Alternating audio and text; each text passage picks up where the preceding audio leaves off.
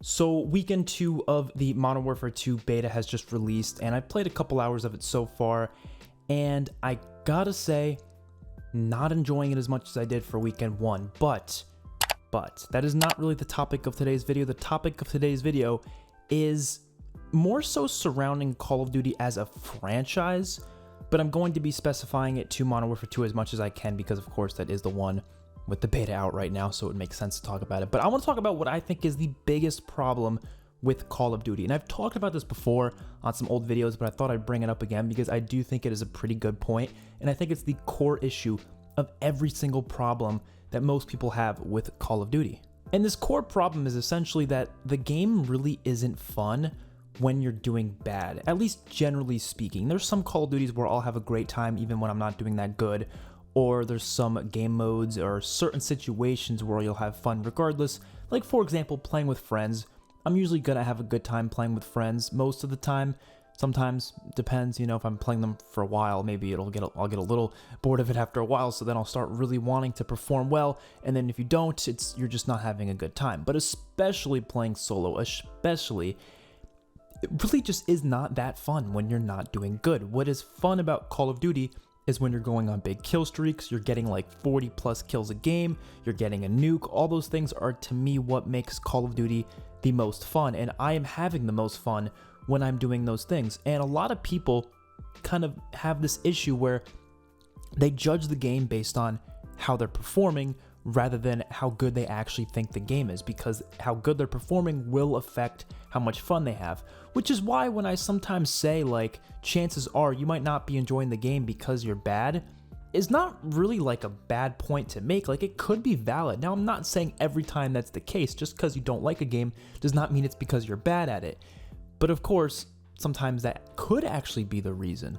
And it doesn't necessarily have to mean it's because you're bad at it. It could just mean you're performing bad at it, because performing bad is different than actually being bad. You could be the best player in the world and you could play 10 games in a row and suck in each and every single one of them just by chance. Maybe you just happen to get in the lobbies where the people just do better than you, because COD isn't all about 100% skill. Like, it's not as skill based as a lot of other shooters out there. It's not. It definitely has less of a skill gap than most shooters.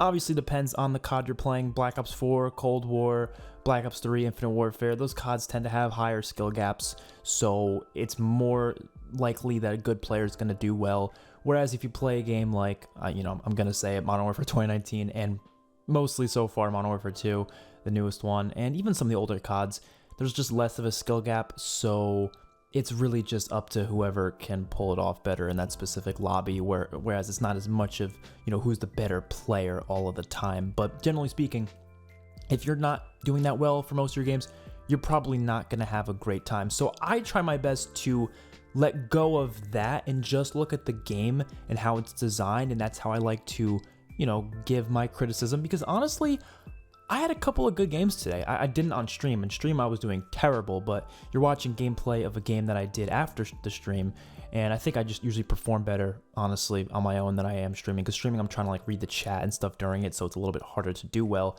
And I played these games, and I actually did pretty well. I got the Chopper Gunner one of the games. The other game, I think I got, 30-something, 40 kills, which 30 to 40 kills is actually pretty good in this game, because the games, usually people don't get that many kills. Like, if you compare those amount of kills to, Cold War, it's like baby numbers, but in this game it actually is a pretty decent amount of kills. And I did good, but I had a good time because of that. But I still didn't no switch went off and said, oh, this is all of a sudden a good game. I didn't think that way, because that's not how my mind thinks when talking about Call of Duty. I still saw the flaw in how the game is designed. I still saw the problems with it, and me having fun because I was doing good then automatically just alleviate those problems. But let's be real here, especially casuals, they're not going to think about that. They're not going to think of all the gameplay design issues and stuff. They're just going to base how much they like the game off of how much fun they have, which is fair. Yeah, of course, you're buying the game for fun entertainment, but Call of Duty is very much based around having fun when you're doing good. And that is why Call of Duty's design has been changing so much over the years, because they realized we need as many players to have as much fun as possible. They don't have to have a crazy amount of fun, but we want everyone to be able to at least get, let's say, a 1 KD. so, you know, they can have their fun. We want everyone to do that. And that is why Modern Warfare 2019 was so popular, because it was able to do that. Like Black Ops 4 was not popular at all because the skill gap was really damn high, really high. So if you weren't good, you were not doing good ever. Like you were never going to have those fun games because you were just going to get shit on every game, which I loved Black Ops 4. I was pretty good at it. So therefore I was able to keep having fun games again and again and again and not really have to worry about it. Modern Warfare 2019 comes around and they make it so the skill gap is pretty much inexistent. More people are having fun, but people who were already pretty good are now not having as much fun as they used to, because now instead of going like, you know, 40 and 10 or something like that, you'd be going more closer to a 1 KD most games.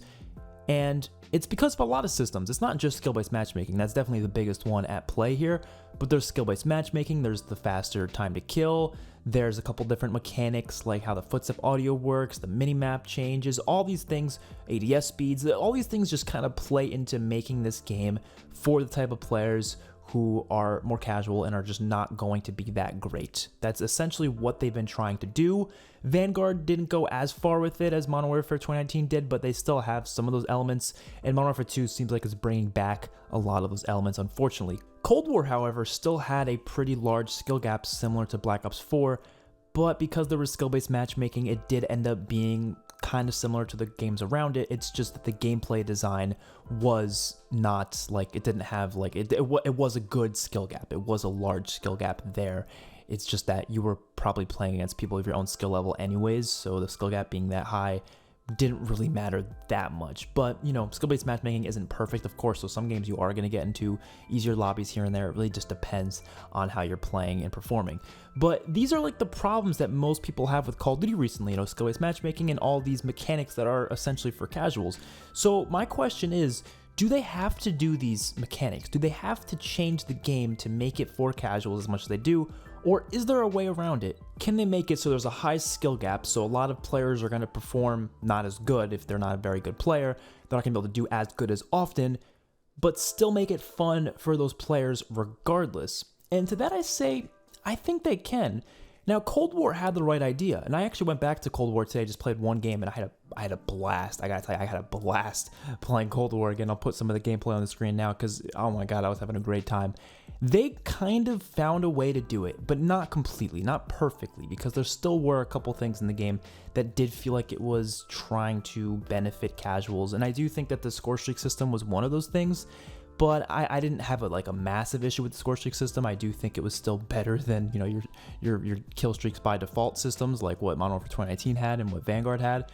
But I do think it was at least trying to make it easier for some players to get some of the lower tier streaks. If they weren't very good, they could still get lower tier streaks. I didn't like that system that much. I think you guys know that. I talked about that quite a bit. I think they could have changed around the system to make it better, or just went with the traditional score streak system.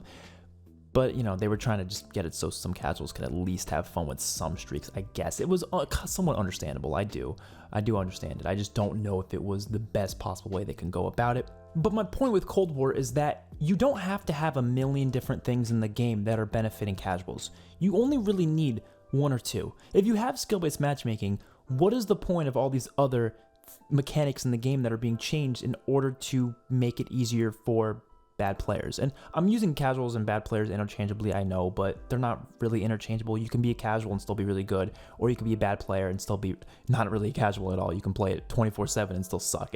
I'm just using them interchangeable. It's just easier to do it that way. But I think there's a way, and you don't have to have a million different things to, you know, be in their favor. I just don't see why the devs think that needs to be the case when you already have certain things that can protect them, like skill-based matchmaking. And to go back to what I was saying before, make the game fun even if you're doing ass. Now, how do you do that? I'll just throw out a couple ideas. First of all, you can make the experience more fun with certain map elements that are interactable. And I think this was best in COD Ghosts, to be honest. And when I mean interactable, I don't mean doors. You don't need doors. Doors are not fun to interact with. COD Ghosts had a lot of map-based elements that changed map to map. Even Advanced Warfare did. I think they went a little bit with it in a couple other CODs as well. But those are elements that I think could make the game more fun. Battlefield, for example, let's look at Battlefield 2042. You could suck in that game, but there's a map with a damn tornado in it. Like, regardless of how good or bad you're doing, if you see a tornado coming, you're gonna be kind of enjoying yourself because it's kind of a cool element. It's kind of a cool feature to the map. You don't really have to be getting kills to have fun with a tornado on the map, you know what I mean? So if they were to add more elements like that into the map where you can have fun regardless of how well you're performing because there's just cool things going on, then I think that's a plus. Another thing is the grind, right? The camo grind, or just attachments, or grinding out anything in the game, whether it's prestiges or challenges or whatever. Those are fun to do regardless of how good you are because you could just grind for it. You don't really have to worry about your kills and deaths as much. And we kind of been missing that out the past couple years because not only have the camo grinds kind of sucked, I think the camo challenges need to be changed completely. There should not be, you should not be forced to get long shots. Long shots are stupid. Anything that slows down the pacing of the game in terms of what you're doing should not be a camo challenge. Make the camo challenges more fun, and I think people will have a good time with it regardless of how well they're performing in each match. Getting prestiges, of course, we need the original prestige system to come back with that, but going through the levels as fast as you can, getting through prestiges, that's kind of fun, and you can just kind of hop in and get as XP as much as you want. You don't really have to perform that well in order to get XP.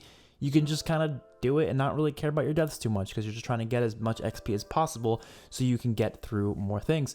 And as for the challenges, we need challenges that unlock us actual cosmetics in the game. They need to give us a way to unlock the bundle cosmetic items in the shop because that would make the game a lot more replayable and a lot more fun for more people because they can see a challenge. Let's say the challenge is like get 100 hipfire kills for 50 COD points. And I know 50 COD points is not a lot, but if you keep doing challenges, you can get enough eventually for a bundle.